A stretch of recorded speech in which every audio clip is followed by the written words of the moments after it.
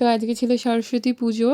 তো সকাল সকাল গোপু সোনাকে নতুন জামা পরিয়েছিলাম নিজের হাতে বানিয়ে। তো কেমন হয়েছে জানিও। তারপর গিয়েছিলাম ছেলের স্কুলে, ওখানে আমাদের নিমন্ত্রণ ছিল। তো ছেলেকে দেখতেই পাচ্ছ, ধুতি আর পাঞ্জাবি পরিয়েছি। তো সবাই বলেছে খুব ভালো লাগছে। তো ছেলে গিয়েছিল কিন্তু ছেলের বন্ধুর সঙ্গে, আর এটা স্কুল ফ্রেন্ড কাম পাড়ার বন্ধু বলতে পারো। খুব দুজনে একসাথে মানে মিশে। আর এই যে গিয়ে মা সরস্বতীকে একটু প্রণাম করে নিল দুজনে মিলে। তো এটা ছিল ওদের স্কুলের মা সরস্বতীর প্রতিমা, খুবই সুন্দর হয়েছে, মুখটা মিষ্টি লাগছে বেশ।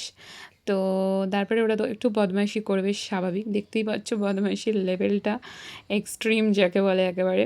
তারপরে আমরা খাওয়ার জায়গায় চলে যাই, যেখানে খাওয়ানোর ব্যবস্থা ছিল। তো ওখানে গিয়ে একটুখানি অপেক্ষা করছিলাম, তারপরে আমরা খেতে বসে পড়ি। তো এই যে দেখতে পাচ্ছ, আর এইটা হচ্ছে গিয়ে ওর বন্ধুর মা, প্লাস আমারও বন্ধু বলতে পারো, একই পাড়ায় থাকি আমরা।